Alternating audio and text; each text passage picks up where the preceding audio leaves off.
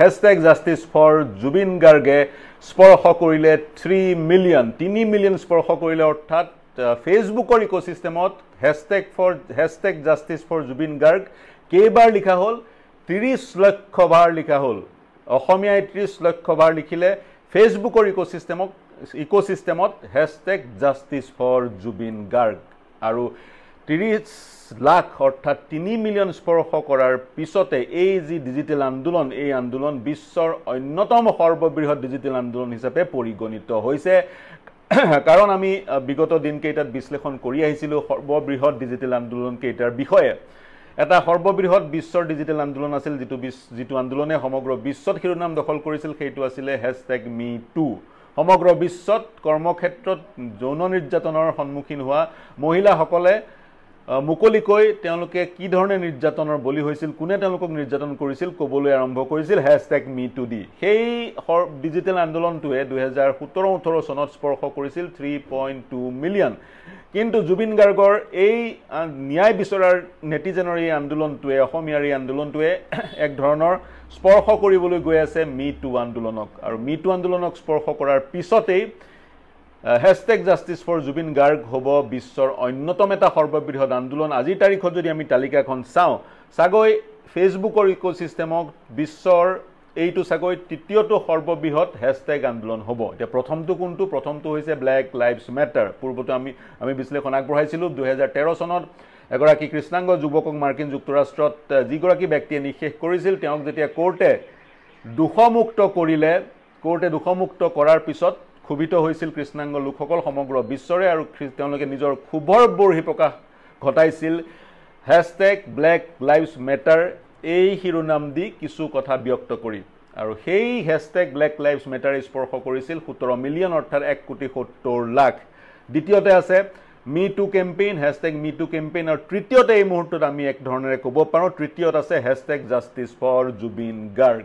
হেশটেগৰ আৰম্ভ হৈছিল 2007 চনত 23 আগষ্টত তেতিয়াৰ টুইটাৰত এগৰাকী গুগল ডেভেলপাৰে প্ৰথমবাৰৰ কাৰণে হেশটেগ দি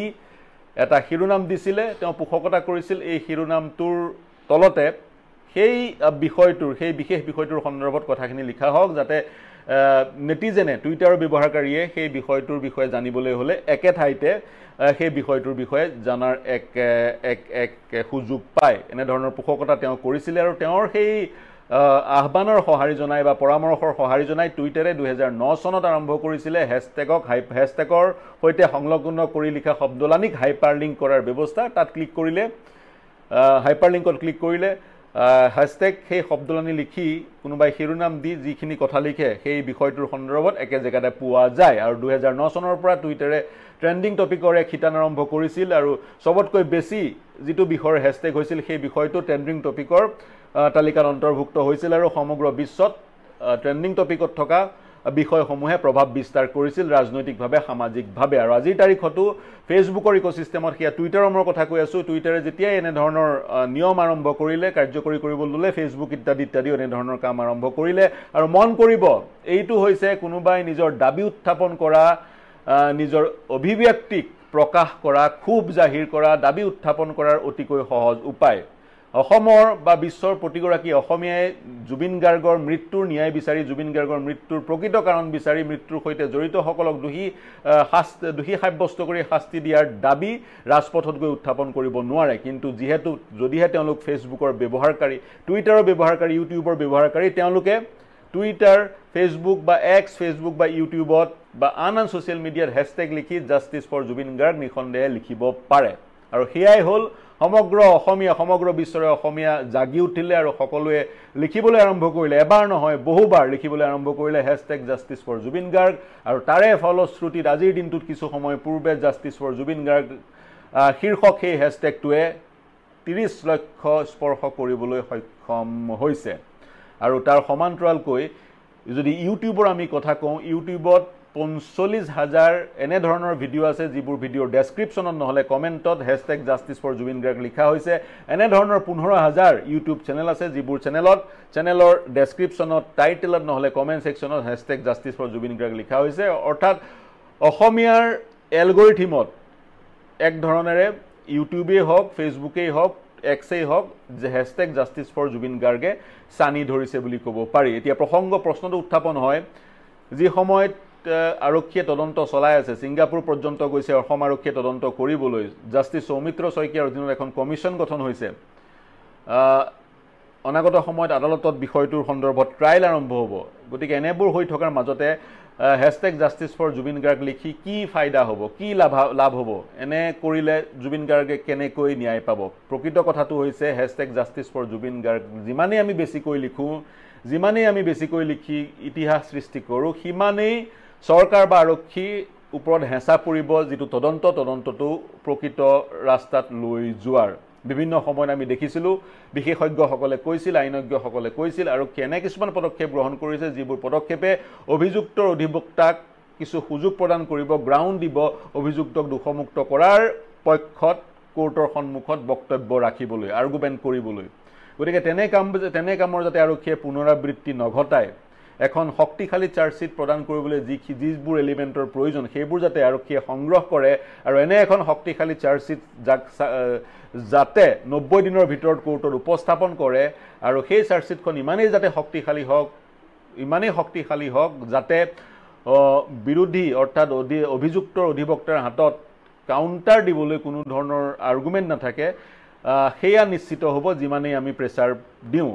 বিভিন্ন দল সংগঠনে ৰাজপথত নামি আহি আন্দোলন কৰিছে মই কৈছোঁৱেই প্ৰতিগৰাকী ব্যক্তিয়ে ৰাজপথত নামি আহি আন্দোলন কৰাৰ অৱকাশ নাথাকে তেনেস্থলত আপুনি কি কৰিব পাৰে আপুনি যদি ফেচবুকৰ ব্যৱহাৰকাৰী এক্সৰ ব্যৱহাৰকাৰী ইউটিউবত যদি আপোনাৰ একাউণ্ট আছে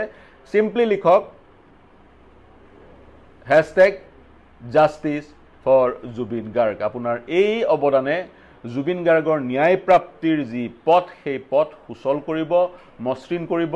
নিশ্চিত কৰিব জুবিন গাৰ্গে ন্যায় পোৱাটো আৰু তাৰ সমান্তৰালকৈ আন এক প্ৰশ্ন উত্থাপন হৈছিল অসমত জনসংখ্যা 3 কোটি 3.5 কোটি জনসংখ্যাৰ 30 লাখ যদি hashtag justice for Zubeen Garg আহিছে সেয়া খুব কম বুলি বিভিন্নজনে ক'ব খুজিছে আৰু কৈছে এজন ব্যক্তিয়ে 30-40 বাৰকৈ লিখিছে 100 বাৰ লিখিছে গতিকে এজন ব্যক্তিয়ে বাৰম্বাৰ লিখাৰ পিছত 30 লাখৰ এক ফিগাৰ পোৱাটো কি ডাঙৰ কথা বুলি বিভিন্নজনে ক'ব বিচাৰে মই এটা উদাহৰণ দিব বিচাৰিছোঁ ব্লেক লাইভছ মেটাৰৰ যি এক আন্দোলন হেছটেগ আন্দোলন আৰম্ভ হৈছিলে সেই আন্দোলনত এটা সময় আহিছিলে মাৰ্কিন ৰাষ্ট্ৰপতি তেতিয়াৰ বাৰাক ওবামাই মন্তব্য দিবলৈ বাধ্য হৈছিলে তেওঁ কৃষ্ণাংগ লোকসকলক সুৰক্ষা প্ৰদান কৰাৰ প্ৰতিশ্ৰুতি দিবলগীয়া হৈছিলে আৰু সমগ্ৰ বিশ্বত কৃষ্ণাংগ লোক কিমান থাকিব 50 কোটি তাৰো বেছি হ'ব 50 কোটি কৃষ্ণাংগ লোক বা 60-70 কোটি কৃষ্ণাংগ লোক থকাৰ পিছতো 1.70 lakh hashtag black lives matter আত্মপ্ৰকাশ কৰোঁতেই সমগ্ৰ বিশ্ব যদি কম্পমান হৈ যাব পাৰে 3 কোটি অসমীয়াৰ আমি 1 কোটি ফেচবুক ব্যৱহাৰকাৰী বুলি ধৰি ল'লোঁ 1 কোটি ফেচবুক ব্যৱহাৰকাৰীসকলৰ ভিতৰত যদি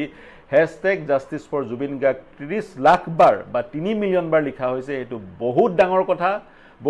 কথা হিচাপে পৰিগণিত হৈছে অসমত ফেচবুক ব্যৱহাৰকাৰী কিমান আছে সেই তথ্য মেটাই প্ৰদান নকৰে কিন্তু সমগ্ৰ ভাৰতবৰ্ষত প্ৰায় 40 কোটি ফেচবুক ব্যৱহাৰকাৰী আছে গতিকে সেই যিটো সমগ্ৰ ভাৰতবৰ্ষৰ যিটো তথ্য সেই তথ্যটো যদি আমি এপ্লাই কৰোঁ অসমৰ জনসংখ্যাৰ সৈতে তেতিয়া 1 কোটিমান ফেচবুক ব্যৱহাৰকাৰী অসমত থকাৰ সম্ভাৱনা আছে গতিকে 1 কোটি ব্যৱহাৰকাৰীৰ মাজত 30 লাখ টাইমছ 3 মিলিয়ন টাইমছ ফেচবুকত hashtag justice for Zubeen Garg লিখা হৈছে ডাঙৰ কথা জাগ্ৰত হৈছে অসমীয়া জুবিন গাৰ্গৰ মৃত্যুৰ পিছত এটা আমব্ৰেলাৰ তললৈ অসমীয়া আমি পৰিলক্ষিত কৰিছোঁ অসমীয়া জাতি বিভিন্ন সময়ত একত্ৰিত হৈছিলে কিন্তু একত্ৰিত হৈ কেতিয়াও সুফল পোৱা নাই আমি অসম আন্দোলনৰ কথাই কওঁ ভাষা আন্দোলনৰ কথাই কওঁ কা আন্দোলনৰ যদিও কথাই কওঁ ইতিহাসৰ বিভিন্ন কালখণ্ডত অসমীয়া জাতিয়ে কঁকালত ডাঙৰ কোব খাইছে সেয়া মোৱামৰীয়া বিদ্ৰোহেই হওক মানৰ আক্ৰমণেই হওক বা তাৰ পিছৰ বিভিন্ন ৰাজনৈতিক পৰিঘটনাই হওক আৰু বহু সময়ত সেই কঁকালৰ কোব খোৱাৰ পিছতো অসমীয়া এটা আমব্ৰেলাৰ তলত সকলো ধৰ্ম সকলো জাতিৰ লোক একত্ৰিত হোৱাৰ উদাহৰণ আছে কিন্তু সেই তেনেধৰণৰ উদাহৰণবোৰত যিবোৰ ব্যক্তিয়ে নেতৃত্ব দিছিল সেইবোৰ ব্যক্তিয়ে কিন্তু পিছত অসমীয়াক ঠগিছিল এইবাৰ জুবিন গাৰ্গৰ মৃত্যুৰ পিছত সমগ্ৰ অসম একত্ৰিত হৈছে সমগ্ৰ অসম জাগ্ৰত হৈছে জুবিন গাৰ্গে যি প্ৰগতিশীল চিন্তা চেতনাৰ এক ধাৰাৰ সৃষ্টি কৰিছিলে সেই ধাৰা অনাগত সময়ত জুবিন চেতনা নামেৰে নামাকৰণ হ'ব বা জুবিন গাৰ্গে সংগীতৰ এই কালখণ্ডত সংগীতৰ জগতত যি এক অৱদান আগবঢ়ালে সেই অৱদান জুবিন কাল হিচাপে পৰিগণিত হ'ব বুলি বিভিন্ন সমাজ বিজ্ঞানীয়ে ক'ব খোজে আৰু জুবিন গাৰ্গে আমাৰ সমাজখনক যিবোৰ দি গ'ল সেইবোৰ সমলে আজি সমগ্ৰ অসমক